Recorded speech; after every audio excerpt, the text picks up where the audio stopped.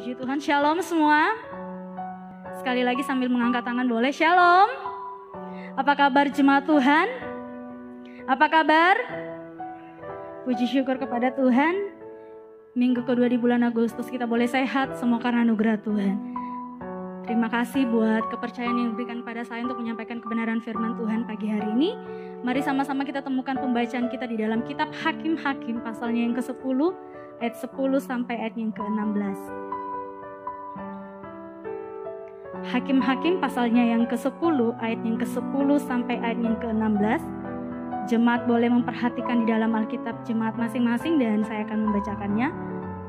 Hakim-Hakim pasal yang ke-10 ayat 10 sampai ayat yang ke-16. Firman Tuhan. Lalu berserulah orang Israel kepada Tuhan, katanya, kami telah berbuat dosa terhadap Engkau, sebab kami telah meninggalkan Allah kami lalu beribadah kepada para Baal.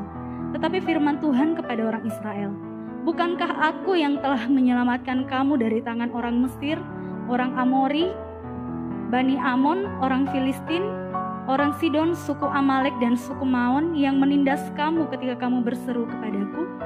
Tetapi kamu telah meninggalkan aku dan beribadah kepada Allah lain, sebab itu aku tidak akan menyelamatkan kamu lagi. Pergi sajalah berseru kepada para Allah yang telah kamu pilih itu. Biar merekalah yang menyelamatkan kamu pada waktu kamu terdesak. Kata orang Israel kepada Tuhan, kami telah berbuat dosa. Lakukanlah kepada kami segala yang baik di matamu. Hanya tolonglah kiranya kami sekarang ini. Dan mereka menjauhkan para Allah asing dari tengah-tengah mereka. Lalu mereka beribadah kepada Tuhan. Maka Tuhan tidak dapat lagi menahan hatinya melihat kesukaran mereka. Puji Tuhan, silakan duduk kembali jemaat Tuhan. Saya akan memberikan satu tema pada pagi hari ini, menggugah hati Allah. Jemaat yang diberkati oleh Tuhan, kalau jemaat membaca kitab Hakim-Hakim ini, di sini kita akan melihat bahwa sepertinya bangsa Israel itu tarik ulur dengan Tuhan. Kalau jemaat boleh membaca di pasal-pasal sebelumnya, bahkan pasal sesudahnya, ketika bangsa Israel telah diselamatkan oleh Tuhan, telah dibebaskan oleh Tuhan, maka mereka kembali lagi menyembah Baal. Ketika mereka telah ditindas oleh para orang-orang Amon, orang-orang Amori, mereka berseru lagi kepada Tuhan. Begitu seterusnya, begitu seterusnya. Nah, pada pasal 10 ini kita melihat bahwa di sini sepertinya puncak kemarahan Tuhan terhadap bangsa Israel. Sehingga ketika mereka berseru dari ayat yang telah kita baca, ketika mereka berseru, Tuhan bilang seperti ini. Kenapa kamu cari pertolongan kepada saya?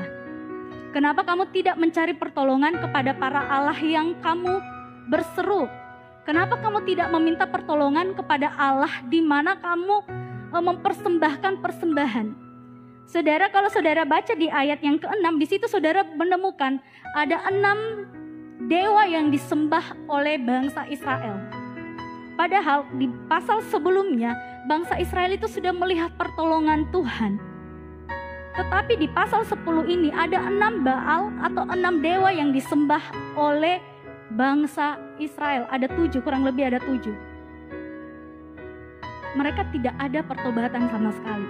Mereka tidak ada rasa menyesal atau mereka tidak berpikir bahwa kalau yang lalu Tuhan murka kalau kita melakukan hal ini. Masa kita mau lakukan ini?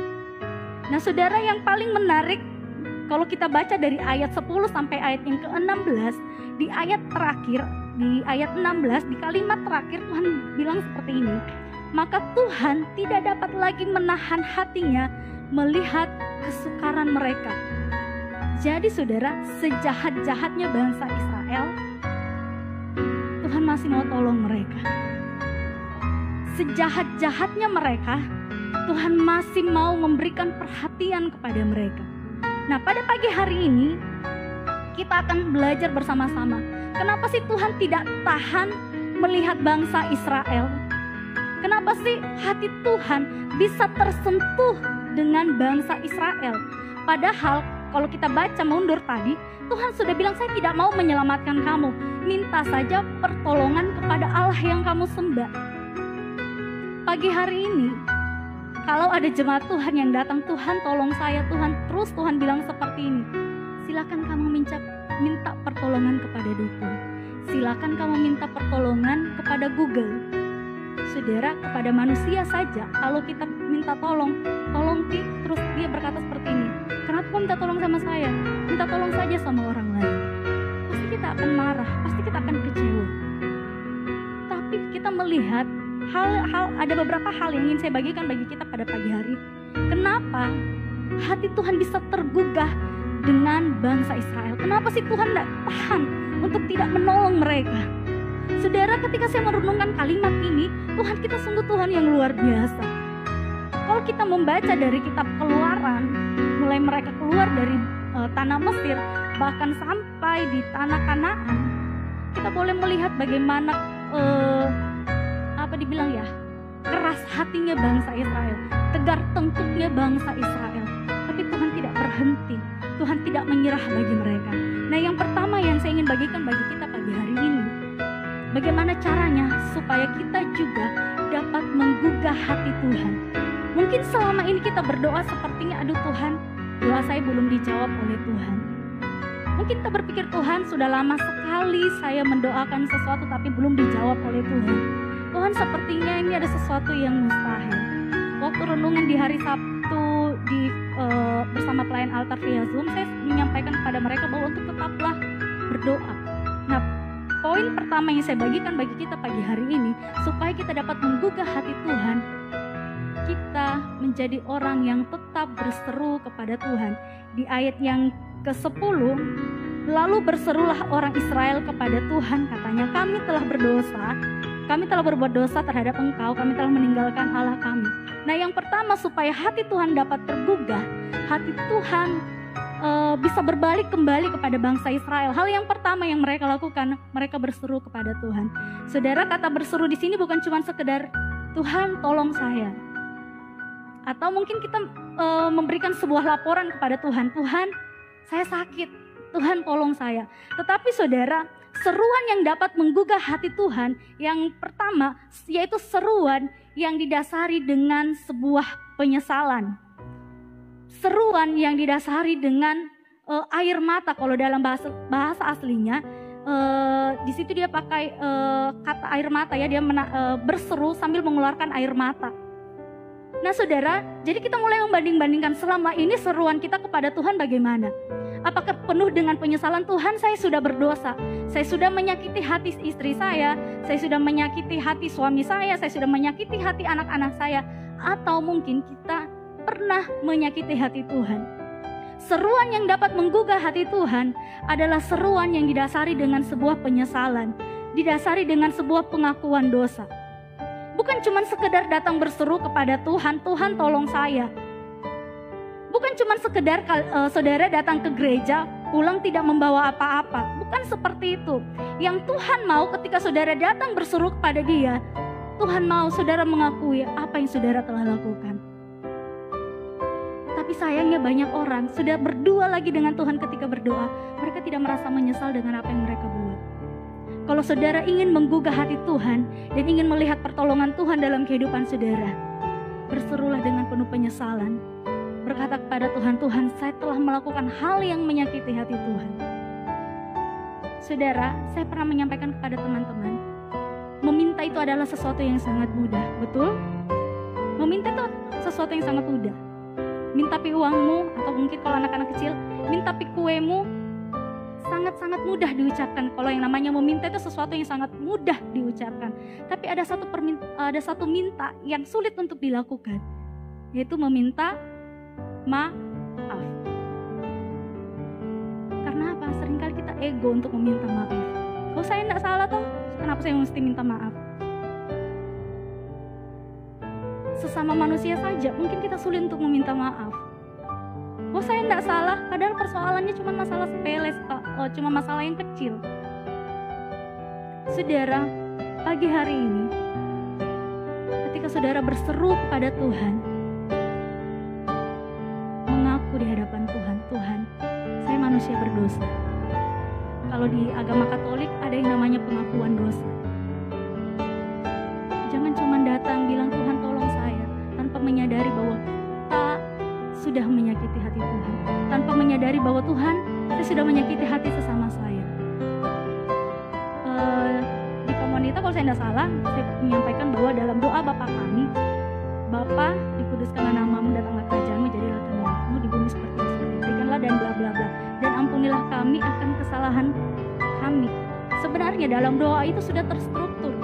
Mulai dari memuliakan Tuhan, ini dan sampai kepada ampunilah kami. Kenapa doa kita tidak sampai kepada Tuhan? Kenapa ketika kita berseru kepada Tuhan, sepertinya Tuhan tidak jawab doa kita? Karena kita tidak mau meminta ampun kepada Tuhan. Kita tidak mengaku dosa kita kepada Tuhan. Saudara yang diberkati dalam nama Tuhan Yesus kecil, Yesus Kristus, kelihatannya sepele, pengakuan dosa itu sesuatu yang sepele. Tapi saudara coba jujur di hadapan Tuhan. Seberapa sering saudara menyakiti hati anak-anak, seberapa kasar saudara menyakiti hati istri-istri saudara lewat perkataan saudara, seberapa seringnya kaum wanita menyakiti anak-anak atau menyakiti hati suami. Datang kepada Tuhan. Tuhan, saya sudah melakukan hal yang tidak berkenan di hadapan Tuhan. Saya percaya bahwa Tuhan itu tidak tahan. Di sorga itu ketika kita mengaku dosa kita, Tuhan tidak tahan. Terus saya tidak tahan untuk tidak menolong dia. Saya tidak tahan untuk tidak berkati dia. Dia sudah mengaku loh dosa kita. Buat Tuhan itu menjadi tidak tahan untuk tidak memberkati kita. Buat Tuhan untuk bisa saya katakan seperti mendorong Tuhan untuk ini loh nak, ini loh berkat Tuhan, ini loh pertolongan saya. Dengan cara apa? Berseru kepada Tuhan seperti bangsa Israel.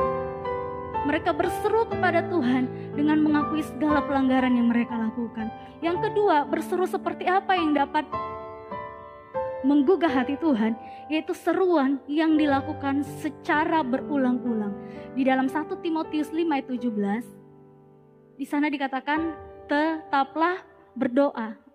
Saya sudah sampaikan juga waktu doa pagi, saya katakan bahwa tetaplah berdoa itu sesuatu yang dilakukan secara terus-menerus, tidak ada putusnya.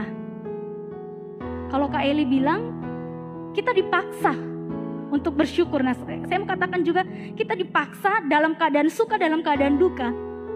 Kita paksa diri kita untuk tetap berdoa di hadapan Tuhan.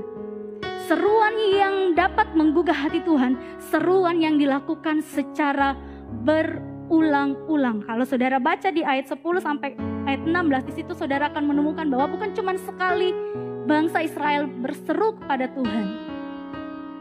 Saudara, contoh seperti ini. Tuhan menargetkan kita bahwa kamu harus berdoa 100 kali untuk meminta pertolongan supaya saya tolong kamu. Tapi saudara, berarti kalau 100 hari berarti 3 bulan 10 hari ya, 3 bulan 10 hari atau 8 hari. Tapi saudara, ketika kita berhenti di doa yang ke-99, berarti kita tidak akan melihat pertolongan Tuhan. Mungkin kita capek, Tuhan saya capek nih berdoa. Padahal Tuhan sudah menargetkan bahwa di doa yang ke-100 ketika kamu tekun berdoa, saya kasih kamu pertolongan. Tapi ketika kita sudah menyerah di doa yang ke-10 masih jauh. Masih ada 90 kali lagi. Ini kalau Tuhan kasih target kita berdoa 100 kali baru dia kasih pertolongan. Jangan berhenti, jangan sampai ketika kita berhenti kita tidak sadar bahwa kita sudah mendekati dengan jawaban doa kita. Banyak orang Kristen maunya sesuatu yang instan. Banyak orang yang Kristen yang maunya ketika mereka berdoa langsung dijawab oleh Tuhan. Mereka tidak mau melihat prosesnya Tuhan. Doa atau seruan yang dapat menggugah hati Tuhan, yaitu seruan yang berulang-ulang disampaikan kepada Tuhan. Jangan pernah merasa bosan dengan ibadah. Jangan pernah bosan ketika saudara disuruh untuk berdoa. Saya sampaikan kepada, saya lupa saudara di mana. Saya sampaikan bahwa doa itu kepentingan untuk diri kita, membangun iman kita, menguatkan kita untuk melewati masa-masa yang sulit. Saudara, mungkin ketika kita bersuruh masalah kita tidak secepat itu selesai. Tetapi saudara, kita mendapat kekuatan dari setiap doa-doa kita. Jangan pernah putus untuk berdoa. Jenuh pasti, bosan pasti pernah kita alami, betul ya?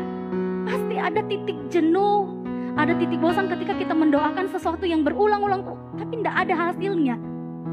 Tapi saya mau katakan bagi kita pada pagi hari ini, jangan pernah putus berdoa. Jangan pernah berhenti untuk beribadah. Selagi masih diberikan kesempatan untuk beribadah, pakai kesempatan itu untuk beribadah. Karena ada waktunya nanti kita tidak bisa lagi beribadah seperti minggu-minggu kemarin atau tahun kemarin kita tidak diperbolehkan untuk beribadah karena kondisi. Bagaimana kita mau melihat pertolongan Tuhan kalau kita malas berdoa? Bagaimana kita mau melihat pertolongan Tuhan kalau doa kita itu sebagai doa yang melapor saja? Tuhan, saya mau makan, amin. Tuhan, saya mau tidur, amin. Itu bukan sesuatu yang dapat menggugah hati Tuhan. Itu bukan sesuatu yang dapat mendorong Tuhan untuk menolong kita. Kita jemaat Tuhan selalu menginginkan sesuatu yang besar, tapi tidak mau melakukan apa yang Tuhan mau. Kita mau berkat 100 juta, kita tidak mau usaha untuk mendapatkan 100 juta.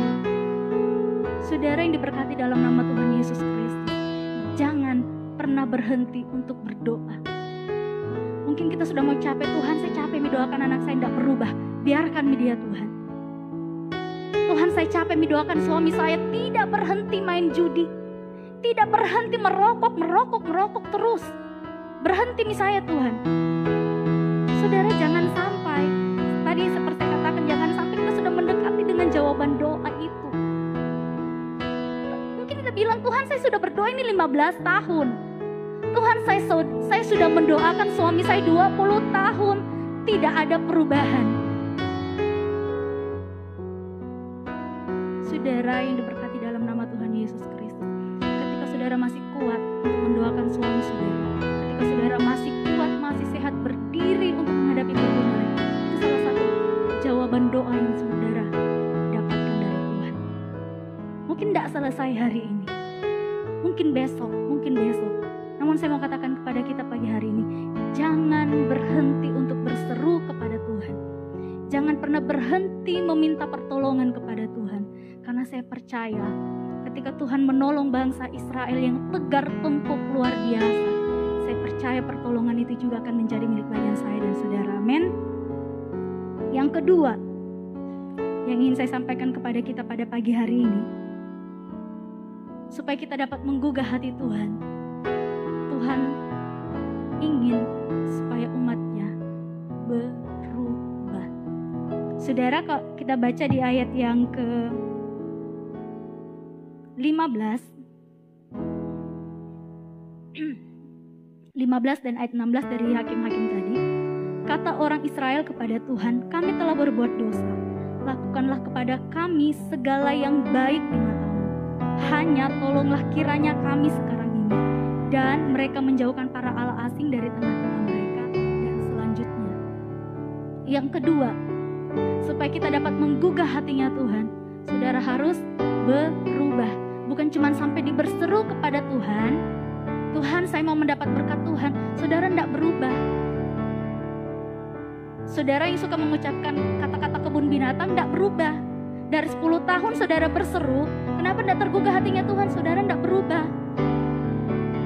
Yang dulunya kasar terus dari awal pernikahan, sudah 20 tahun menikah masih kasar. Terus menuntut Tuhan, kenapa Tuhan tidak jawab doa saya? Saya sudah 20 tahun loh berdoa. Periksa diri kita, sudah berubah enggak? Saudara, jangan berubah kalau saudara pengen sesuatu dari seseorang. Biasanya pemuda-pemudi itu biasanya kalau dia ada suka seseorang di gereja, baru dia tahu dirinya, saya malas beribadah, saya malas gereja. Tapi cewek yang saya incar ini pemain tamborin. Contoh, pemain tamborin. Tiba-tiba tidak ada angin, tidak ada hujan, dia rajin ke gereja. Berubah. Yang dulunya tidak tahu doa makan, sekarang doa makan. Biar dia makan gula-gula, dia berdoa. Dengan tujuan supaya cewek yang dia suka, yang dia taksir, ini lihat dia, oh ternyata dia sudah berubah. Tapi pada akhirnya ditolak. Akhirnya dia berubah lagi kembali. Saudara jangan berubah karena pengen sesuatu dari Tuhan. Karena kenapa? Sifatnya tidak kekal. Betul ya para cowok-cowok, kalau ditolak, saudara yang pertamanya rajin, tiba-tiba ditolak, mundur berubah lagi, percuma Ji. Ternyata saya ditolak Ji dengan rajin. Saya kira saya dengan rajin ibadah saya mau diterima. Sekali lagi saya mengatakan jangan berubah karena pengen berkat dari Tuhan, tapi dasari perubahan saudara karena saudara cinta kepada Tuhan. Amin. Orang yang cinta sama Tuhan, dia tahu oh saya tidak boleh seperti ini. Merokok itu adalah sesuatu yang dilarang oleh Tuhan. Saudara, kalau saudara cinta Tuhan, saudara mau berubah? Berjudi itu sesuatu yang dilarang Tuhan. Tapi kalau kita masih melakukannya dipertanyakan, saudara cinta enggak sama Tuhan atau cuma sekedar di KTP agama Kristen, Protestan. Pengikut Kristus. Kristen itu pengikut Kristus. Jangan cuma di KTP saudara Kristen, pengikut Kristus, tapi tidak ada perubahan, tidak ada buah dari yang namanya orang Kristen. Bagaimana saudara dapat menggugah hati Tuhan kalau Tuhan bilang, saya ini loh berkat saya sudah siapkan, tapi kamu ini kepala batu, bagaimana saya mau berkati? Mau berkat Tuhan malas ibadah.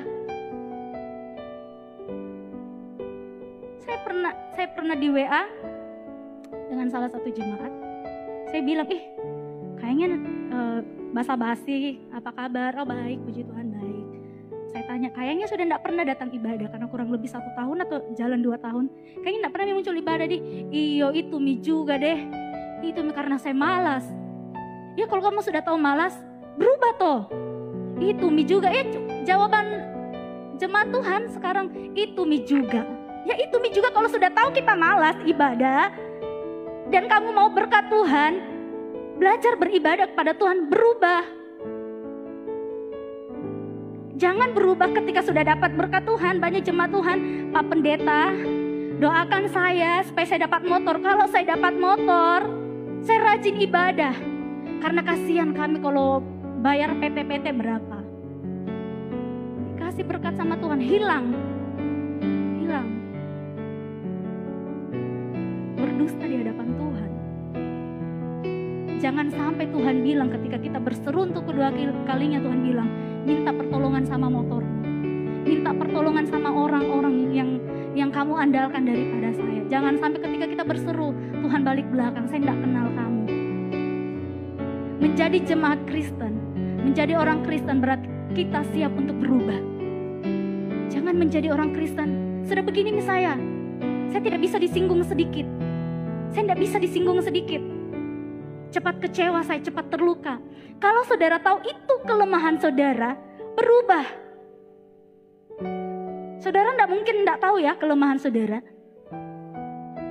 Mungkin kamu wanita kelemahannya saya tidak bisa kalau saya tidak ceritakan orang dalam sehari. Kayaknya ada yang kurang, apalagi sudah kumpul beli sayur bersama dengan tetangga-tetangga saya. Sesuatu, ada yang kurang dalam hidup saya dalam sehari kalau saya tidak menceritakan seseorang. Saudara, kalau saudara tahu itu kelemahan saudara, beli sayur langsung pulang. Lebih baik saudara nonton YouTube, dengar khotbah, baca Alkitab di rumah. Tapi seringkali kita sudah tahu Tuhan ini kelemahan saya. Tapi kita beralibi, namanya juga manusia, masih daging. Tidak seperti itu. Tuhan tidak akan tergugah dengan kalimat seperti itu. Tuhan akan tergugah ketika melihat umatnya yang dahulu hilang, dia kembali untuk setia beribadah Tuhan. Tuhan tergugah ketika melihat umatnya yang dulunya orang yang kasar, sekarang menjadi orang yang lemah lembut. Tuhan tergugah ketika ada jemaat Tuhan yang dulunya suka berbohong, sekarang mulai hidup jujur. Berat. Namanya berubah, itu berat. Karena apa? Sesuatu yang sudah ada, kita mau rubah sesuatu yang berat sekali.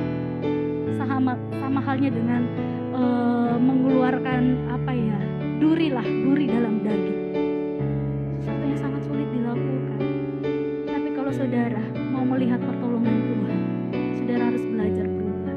Jadilah jemaat yang bertumbuh. Jadilah jemaat ketika ada masalah datang kepada Tuhan. Jangan persalahkan orang lain. Jangan persalahkan orang tuamu, istri, suami, anak-anak. Lihat diri kita dan datang kepada Tuhan. Tuhan, saya mau berubah. Saya mau diubahkan. Saya mau menjadi pribadi yang lebih baik. Karena waktunya sekarang bukan waktu yang kita bersantai-santai lagi.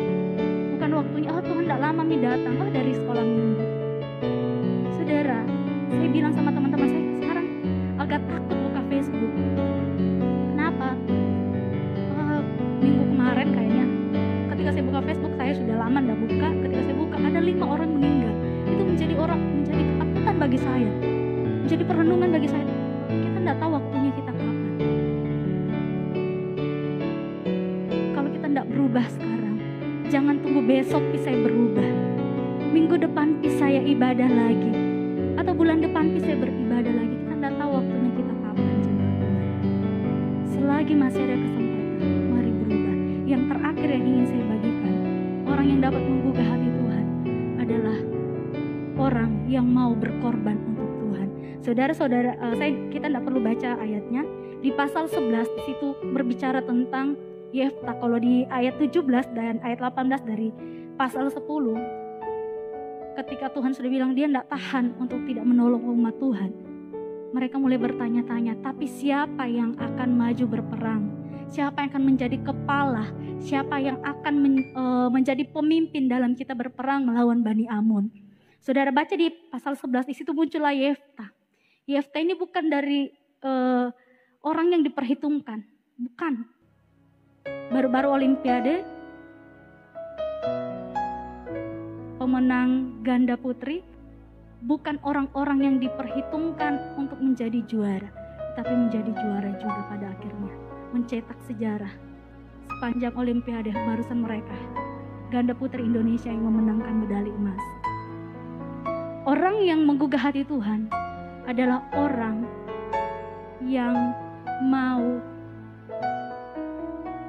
bertobat, mau berubah, dan mau berkorban untuk Tuhan. Saudara, berkorban itu sesuatu menyakitkan, amin.